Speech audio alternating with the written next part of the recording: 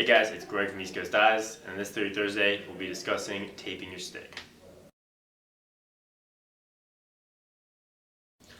Hey guys, it's Greg, and in this 30 Thursday we'll be talking about tape on your stick. So there's a lot to discuss on this topic.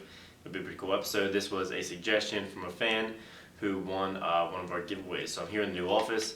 I won't show you too much of my office yet. It's not quite done being decorated. I've actually got my own office here. Pretty excited. Some of you guys have seen teaser shots of the new warehouse on Instagram, Facebook, and Twitter. It's pretty sweet. We're all done the move, and we are pretty excited. So we'll get into this week's 30 Thursday. So, taping a shaft. First, I'll just explain some basics, and then go into some more in-depth. People use athletic tape on lacrosse shafts, essentially to give them more grip. Maybe bad weather, maybe they just like the feel of the tape, but really, overall, it just gives you more grip on the shaft than plain shaft would. And this was a pretty big deal back when there were only alloy shafts. Now they make alloy shafts with different grips, rubberized grips, sandpaper grips, as well as composite shafts with the same grip. So those grips kind of do the same thing. So for tape, most people use 1.5 inch wide. This is Mueller, pretty common brand of athletic tape. They just use standard athletic tape. It's cloth, tears pretty easily, lasts pretty long, and is very effective. So they use this tape on the shaft to provide more grip. So there's a number of different tape jobs that people use, and first I'll show you my own. It's pretty basic. So here I've got my Epic Dragonfly X30. On any shaft, I've never used much tape. This shaft in particular has a little sandpaper grip, so I don't need a ton of tape. So what I've got is about 4 or 5 inches of scrolled tape up from the butt end, not thick at any point, and it's just rolled up that way just to give me a little grip down at the bottom when I'm shooting. And I use a standard butt end, no big ball of tape. And then I've got a short third width of a whole roll banded tape, rolled just a couple times, probably about a little over a foot from the bottom of the shaft. So this is for my bottom hand goes here when shooting, and my top hand goes here when shooting and passing. Just gives me something if I slide down to grip on when I shoot or pass, sliding one-handed cradling or catching, you just slide right to that tape point and shoot or pass. So that's my basic tape job.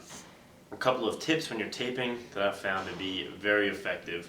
Number one, so I start the tape here and I scroll it around this way and get here, and then I go one time around without going up or down, and then I actually do another wrap around and angle the tape back down toward the bottom, so that the end of the tape is sort of angled a little bit going toward the bottom, so that if it's sitting straight horizontal, you kind of tear it up a little bit like that. And it's one of my pet peeves when the end of the tape tears up, so that's what I do to keep that from tearing up. Another tip is right where the tape ends, I usually take a lighter and heat it up for a second, heat that adhesive up, and then press it down real nice and tight, and that will actually make it stick down better as well. Final tip that I do to break in tape quickly, I'm personally not a big fan of the feel of fresh tape, so I'll take an old pair of gloves and look at the way the tape ends, and so that I'm not pulling the tape up and pushing it down, take an old pair of gloves and just grind it through the palm. That old leather is going to wear the tape down, smooth it down, and make sure it's not super grippy and not going to come up too bad while you're playing.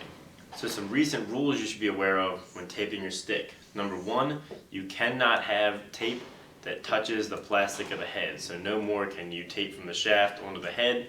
If you have tape up the throat, some people like it for one-handed cradling, it's got to be separated from the head. Next one is you now need a butt end by NCAA rules. Something hard on the end. You can't just put tape over the bare shaft like a lot of people used to do and call it a day. You're going to need something hard over the butt end, and people are going to check that, the refs are. So I just use a standard rubber butt end, and it's what I recommend for all you guys. Some people use a quarter or like a beer bottle cap. Those can work as well, although I'm not sure how legal they are. I think that you really should use a rubberized butt end as far as safety goes. And some people don't like to use a butt end at all, so if you don't, you need something hard to go over that end there, and rest will check for that.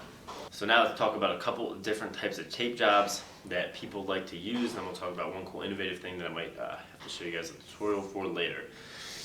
So one that a lot of people like to do is a full tape wrap all the way up the shaft. That's essentially just going to give you more grip and more hold. Some people go a full tape job all the way up the shaft. It really does add a lot of weight, but it definitely gives you a lot of grip and gives you that unique tape feel that a lot of players like, that is similar to that sandpaper feel. Another type of tape job that a lot of people love that I'm not a huge fan of is the donut on the end. So what they do is they probably wrap a half roll of tape anywhere from the very end of the shaft to 3 inches up. They'll wrap a huge roll of tape so it's much larger than a butt end, and that way if they put it a little bit further up, it kind of shortens the stick for them when they're shooting. So when they choke down, their hand stops here. It's got that big roll of tape, and it gives you a slightly quicker release, I guess, and just a little bit of a different throwing motion and a little bit different feel that people like. So that is one way that people use tape to kind of shorten the feel of the shaft. It's a pretty interesting method. I'm not a big fan. I did use it in college. I had a Gate Ice, which had this built-in plastic butt ends, and I couldn't get it off for the life of me, and it was too small, so my hand would slip off when I was shooting. So I put a huge tape donut on it so it would stop my hand from slipping off. So it worked all right, but something people really do like to do is choke that tape roll up so your hand stops right here. So how often should you replace the tape on your shaft? That's really all up to you. I played in high school and college with a ton of guys that would put a new tape job on their stick right before every game, twice a week. And that's just, they like the fresh feel of fresh tape. It's really sticky, it's really grippy, and some people love that. It's kind of a pain, you run through a lot of tape, but for some people it's kind of like a pre-game ritual, and it's kind of like a nice thing for them to do, and they actually find it kind of calming, something to do before the game. So if you like that super sticky feel, replace it before every game and you'll be all set. For me, I keep a tape job pretty much as long as I keep a shaft or until it starts to tear up too much. So I just like it to give me a tiny bit of grip, so I'll use this as long as I possibly can, let it get completely smooth. You'll notice that when you use tape for a long time, it will get really smooth and barely be grippy, and sometimes I'll replace it then, but most of the time I'll ride it out for as long as humanly possible. So finally, a cool little extra for you guys is a tape alternative.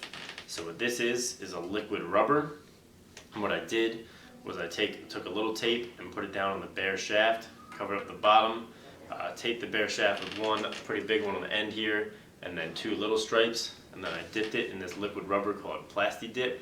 This I actually saw a tutorial from Max McCool. You'll find him on Twitter and Instagram and Facebook. Does awesome dies and has for years, so shout out to him for coming up with this idea.